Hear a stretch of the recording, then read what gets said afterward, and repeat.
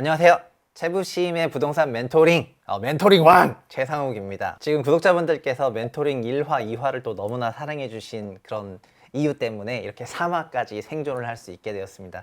사실 제가 소름공식이라는 굉장히 소름 돋는 그런 이름을 개발을 하고 이렇게 아파트 적정가를 좀 계산할 수 있다, 그 적정가라는 게 월세라든가 할인율이라든가 멀티플로 이렇게 딱 움직일 수 있다, 이런 얘기를 하면은 그게 조금 이론적으로 들리기도 하신 것 같은데 막상 계산해 보면은 굉장히 쉽거든요. 결국 핵심은 전세 대비 몇 배를 받는 게 적정하고 지금 몇 배를 받고 있냐, 뭐 이렇게 나오는 건데, 그래서 저는 이걸 많이 활용해 가지고 적정가를 계산하고 있는데, 좀 이거에 이론적인 기반이 있다고 생각해서 책을 쓰다 보니까 내용이 복잡해서 읽으시다가 좀 보통 다 포기를 하시는 것 같아요. 그래서 이거를 실제로 좀 사연을 받아가지고 집을 살까 말까 고민하는 이런 분들한테 단순히 집값이 뭐 올라간다 내려간다 이게 아니라 지금 내가 살려고 하는 요 가격이 어떤 가격대인지, 그리고 내가 어디까지 열어줘야 되는지, 아니면 이 선은 진짜 더 이상 넘어가면 안 되겠다, 약간 이런 의사 판단을 하시는데 도움이 되도록 저희가 멘토링을 하고 있고요. 그럼 바로 오늘의 사연 들어가 보겠습니다.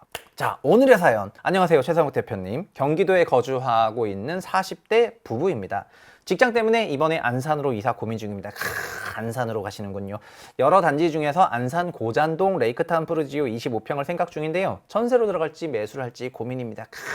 고민스럽죠. 지금 상황에서 어떤 선택이 최선일까요? 어떤 선택이 최선이긴요. 그냥 선생님 하고 싶은 대로 해야죠. 근데 뭐 어차피 사람이라는 게, 제가 10년 동안 컨설팅 아닌 그 세미나를 해봤는데 사람들은 안 바뀝니다. 자기가 하겠다는 걸 그냥 다 하시는 거예요. 그래서 저도 그냥 어차피 제가 뭐라고 얘기해도 결국 참조할 거기 때문에 좀 편안한 마음으로 진행을 해보겠습니다. 그런데 여기 고잔동에 있는 레이크타운 푸르지오는 이제 가보신 분이 조금 계실지 모르겠는데, 저희가 채부심 현장 답사 시절에 안산을 좀 갔었거든요. 그래서 신안산선 테마를 조금 말씀을 드렸고, 그리고 안산도 다른 경기도에 있는 그런 도시들처럼 조금 변하고 있어요. 그래서 그거를 같이 보면서 얘기를 하면은 이제 좋을 것 같습니다. 그럼 한번 가볼게요.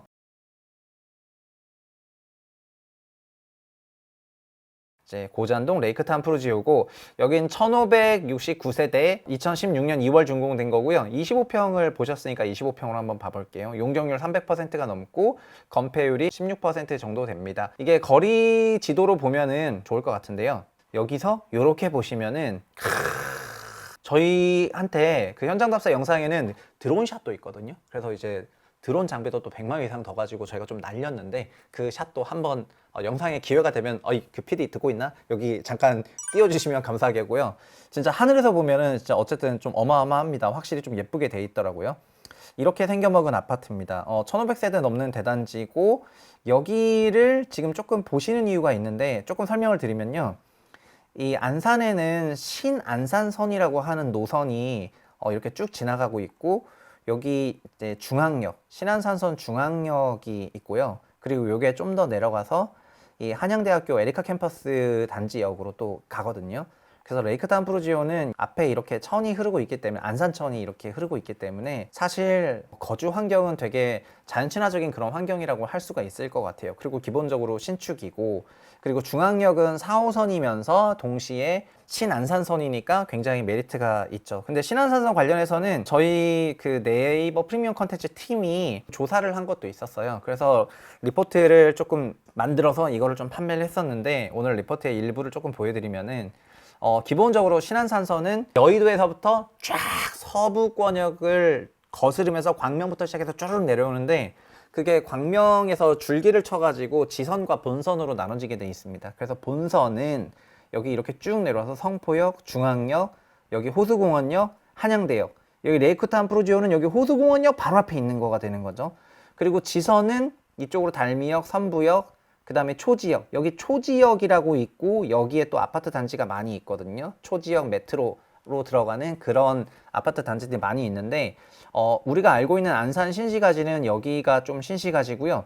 그리고 안산 밑에도 이제 신도시들이 조금 지어지고 있습니다. 이렇게 원시형 라인으로 두 개 노선, 본선, 지선이 있는데, 본선이 말 그대로 그 광명역을 통해 가지고 여의도까지 그냥 스트레이트로 가는 거고요. 그리고 본선에서도 급행을 타면은 진짜 안산에서 지금 여의도까지 얼마나 걸리는지 아십니까? 제가 참 제 개인적인 가정사를 여기서 밝히긴 싫지만은, 우리 와이프가 처음에 이제 안산이 직장이었던 관계로 전 여의도가 직장이었어 가지고, 안산에서 여의도까지는 보통 얼마나 걸리냐면은 대중교통 타면은 70분이 걸립니다. 70분. 그러면은 저는 7시까지 출근하는 직업이고 보통 한 6시 반쯤 나가는데 그러면 편도로 70분이 걸리면 그러면 5시 20분쯤 타야 된다는 얘기가 되는 거고요. 신안산선이 있으면은 이거는 일반 노선을 타도 30분이면 가고요. 그리고 급행을 타면은 20분도 안 걸려요. 그러니까 이게 진짜 엄청난 노선이 되는 거죠. 내년 말 정도가 되면은 거의 준공 예정이기 때문에 기본적으로 본선 먼저 준공하고 그다음 지선이 이제 준공되게 되는데 사실 굉장히 의미가 있는 그런 노선이다. 이렇게 생각하시면 될 것 같습니다. 그리고 신안산선 본선 주변에는 이렇게 보시는 것처럼 안산 레이크타운 프루지오 여기 호수역이 있고요. 그리고 중앙역이 조금 4호선이 되니까 여기가 좀 대장역이라고 하는 건데 여기에 안산 센트럴 프루지오, 그다음에 힐스테이트 중앙, 그다음에 안산 파크 프루지오, 그다음에 고잔 롯데캐슬 골드파크 이렇게 있습니다. 여기 색깔은 뭐냐면은 힐스테이트 중앙은 20평, 30평 이렇게 돼 있다는 거고요. 안산 센트럴 프루지오는 30평, 40평대가 있다는 거고요. 안산 파크 프루지오는 20평, 30평, 40평대가 있다. 그리고 안산 레이크타운 프루지오도 20, 30, 40, 50평대까지 있기 때문에 이게 50평대도 있어서 되게 그 조금 고급화를 추구했다는 거를 알 수가 있을 것 같고 고잔 롯데캐슬 골드 20평, 30평 이렇게 돼 있습니다. 보통 신도시는 20평, 30평이 제일 많은데 40평대 이상 있는 단지들이 조금 고급화 단지라고 불리거든요. 그래서 여기서는 안산 샘프, 안산 파프, 그 다음에 안산 레이크타운 프루지오 뭐야 이거 대우건설 안산을 지배했네 이거 뭐 어마어마하네 대우건설. 어쨌든 안산은 지금 프루지오 밭이 됐습니다. 그래서 지금 여기 힐스테이트 중앙 굉장히 외롭게 서 있지만 어쨌든 힐스테이트 중앙도 안산에서 굉장히 주목받는 그런 단지가 되겠습니다. 어쨌든 이런 구성이 돼 있고요. 결국 질문은 뭐 입지나 이런 교통량 분석은 다른 영상을 참고하셔도 되는데 멘토링의 코어는 결국 가격이기 때문에 가격에 대해서 한번 쭉 들어가 보겠습니다. 그리고 이런 리포트는 저희 네이버 프리미엄 컨텐츠 팀과 제가 같이 이렇게 작업을 해가지고 별도 판매를 하고 있었는데 지난 4월에 작성된 이런 신안산선 리포트를 또 이번에 다 업데이트를 했습니다. 그래서 공식이라든가 이런 내용들, 산식들을 좀 다 바꿨기 때문에 그렇게 참고하시면 될 것 같고 다만 오늘 보여드리는 거는 그 리포트에서 좀 신안산선 부분을 참조할 만한 부분이 이렇게 있다는 걸 보여드리는 거니까 한번 그냥 참고하셨으면 좋을 것 같고요. 그리고 우리는 가격 공식을 이제 얼추 다들 알고 계시죠? 밸류는 R, 임차로 나누기, 할인율 곱하기 멀티플. 다시 한번 쓰면 R은 이거는 월세죠. 그리고 I는 할인율이고요. 할인율. 그리고 M은 배수. 이렇게 되어 있습니다. 그럼 우리가 R부터 구해야 되겠죠. 월세. 월세가 얼마인지. 참고로 우리는 25평에 대해서 계산을 하게 되어 있습니다. 그러면 아파트 실거래를 한번 가봐야 되겠죠. 아파트 실거래에 레이크타운 프루지오.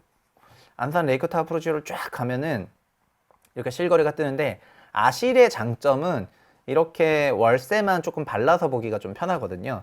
그래서 월세 거래를 봤는데 5천에 130만 원, 5천에 115만 원, 5천에 130만 원, 3억에 15만 원.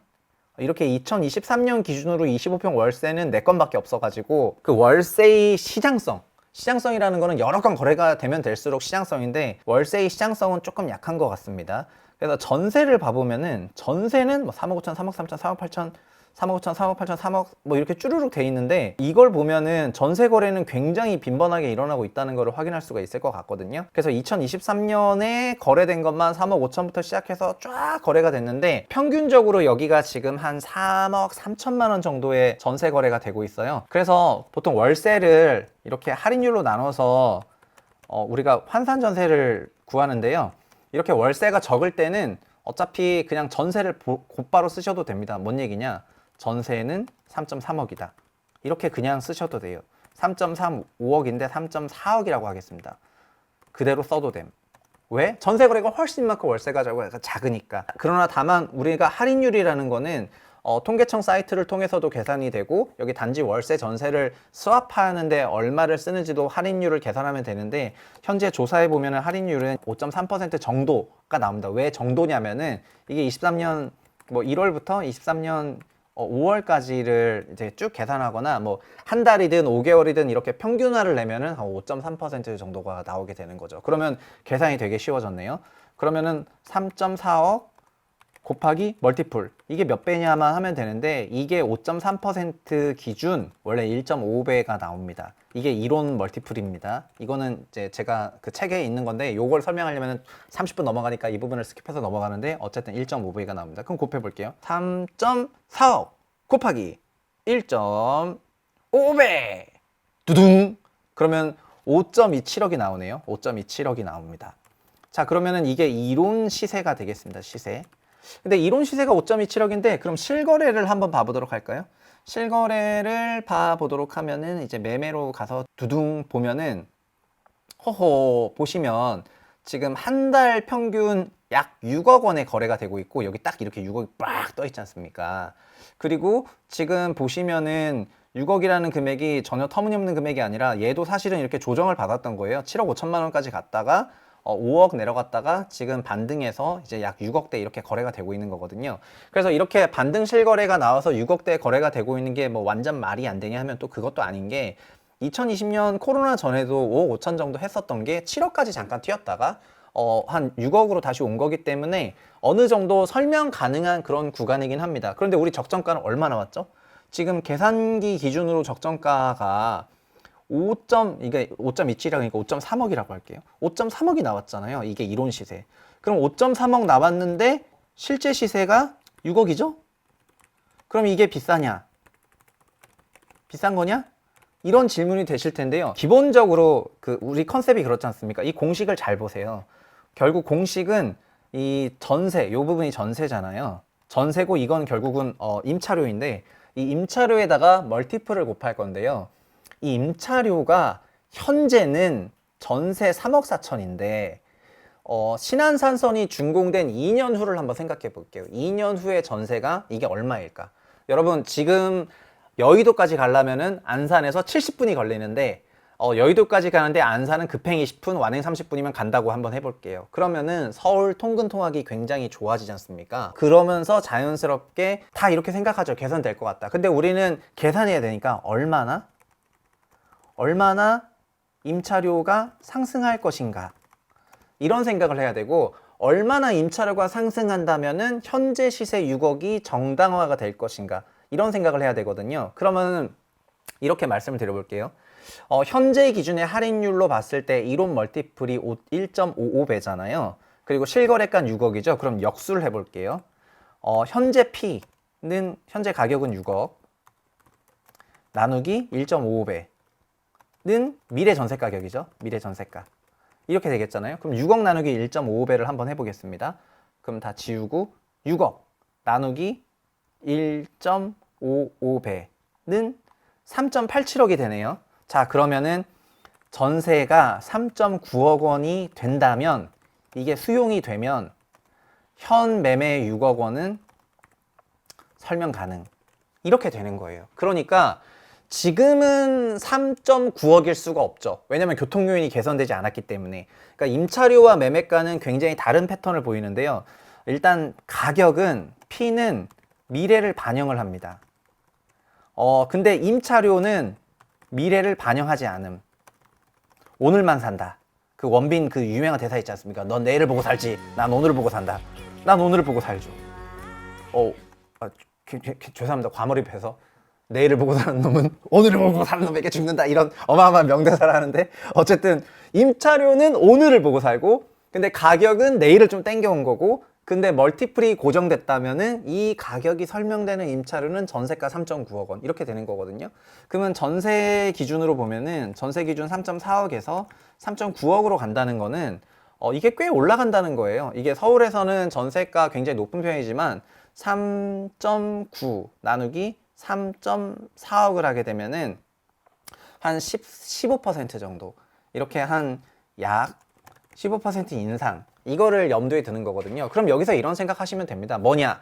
여의도에 30분 이내에 통근 통학을 할 수 있는 단지가 전세 4억 원 이하로 신축 아파트 25평으로 내가 살 수 있는 지역이 다른 지역에 어디 있을까? 그러니까 안산 지역에도 여러 벤치마크, 그러니까 여러 비교 대상 아파트들이 있을 텐데요. 여의도 통근 통학을 하는 많은 단지들은 서울 강서구 라인으로 갔다가 강서구에서부터 이렇게 인천 쪽으로 빠지는 그런 라인도 있을 거고요. 그리고 서울 5호선 라인을 따라 가지고 쭉 가는 라인도 있을 거고요. 그렇게 여러 노선들이 있을 텐데 그런 노선들 중에 있는 전세 4억 주택이랑 비교를 한번 해보면서 전세 4억 원인데 25평 신축 2016년 준공됐고 호수 근처에 있고 여러 가지 교통 요인들이 다 괜찮은데 이거랑 비교했을 때 여기가 괜찮은지 아닌지 이런 걸 이제 비교하게 되는 겁니다. 오늘 가격이 3억 4천인데 그러니까 준공 이후에 한 3억 9천까지만 소화된다면 6억이 합리적이라는 그런 설명이 되는 거니까, 반대로 매매 시세를 1.55배로 계속 나누면은 그럼 5억 8천일 땐 얼마, 6억 2천일 땐 얼마, 그러면 이게 극단적으로 아까 7억 5천까지 갔을 때는 7억 5천일 때는 대체 얼마였어야 되는 거냐면은 7.5억 나누기 1.55배를 하게 되면은 전세가 거의 4억 8천이어야 그 설명되는 그런 가격이었다는 거거든요. 근데 전세 4억 8천만 원 정도까지 가게 되면은 그때는 진짜 월세가 200만 원 넘어가는 그런 굉장히 고가 단지화 되게 되는 거고, 3.4는 현재 가격, 4억 8천은 좀 너무 비싼 가격, 3.9는 될 수도 있는 것 같고, 그렇기 때문에 결론은 뭐냐, 이게 현재 기준은 전세가 싸죠, 거주. 왜냐면 매매는 미래를 땡겨왔기 때문이죠. 미래를 땡겨왔기 때문에 높은 가격에 이 집을 사게 되고, 그 다음에 거주했을 때는 3.9억 원어치의 가치가 아니라 나한테 3억 4천만 원만큼의 주거 가치가 오기 때문에 거주 만족도는 6억 주택이 주는 다른 6억 주택의 만족대만큼은 받을 수가 없어요. 그러나 준공되고 나서 만약에 3억 9천 정도의 가치를 받을 수 있는 그런 주택이라고 한다면은, 그때는 3억 9천의 거주 만족도를 주는 주택이 6억 원의 시세를 설명 가능한 수준이 되기 때문에 그때는 그 가격이 꽤 합리적일 수 있는 그런 가격대가 되는 거예요. 그래서 이거를 판단하셔가지고 대응을 하시면 될 것 같습니다. 오늘 그 멘토링 3부는 어떻게 보면은 그 가치는 그냥 전세 곱하기 멀티플인데, 이 공식을 전세라는 거를 고정값이 아니라 이제 미래에 달라지는 값을 기준으로 시세를 고정한 다음에 멀티플을 시세로 나눠가지고 이 시세를 설명할 수 있는 전세가 얼마인지 오늘 한번 해봤거든요. 이것처럼 그냥 이 기준은 얼마든지 자기가 자기적으로 또 뭐 이런저런 시험을 해보면서 써보시면 되기 때문에 제가 했던 것처럼 같이 해보시면 될 것 같고요. 그 지금까지 했던 사연들 중에서 다른 이제 굉장히 쌓여있는 사연들이 많이 있는데요. 지금 아래 첫 댓글로 구글 폼을 남겨놓을 테니까 이렇게 멘토링의 한 개 단지가 아니라 뭐 여러 개 단지도 이제 괜찮거든요. 그래서 여러 한 두 개 단지 중에서 고민하시는 분, 아니면은 갈아타기 고민하시는 분, 이런 분들도 편하고 프리하게 또 팔아야 되는데 얼마에 팔아야 할지 이런 고민하시는 분들 사연을 남겨주시면은 제가 그런 사연들 중에서 좀 이게 시사점이 있는 단지인 것 같다, 그러니까 단순히 그냥 딱딱 계산해서 딱 떨어져 가지고 이거 얼마입니다 이런 게 아니라 이 부분은 생각할 포인트가 있는 것 같다, 요런 좀 재밌는 사연들과 단지들을 조금 넣어가지고 멘토링 코너를 통해서 이제 소개를 좀 시킬까 합니다. 오늘 멘토링 3분 이상 마치도록 하겠습니다. 멘토왕 최상욱이었습니다. 감사합니다.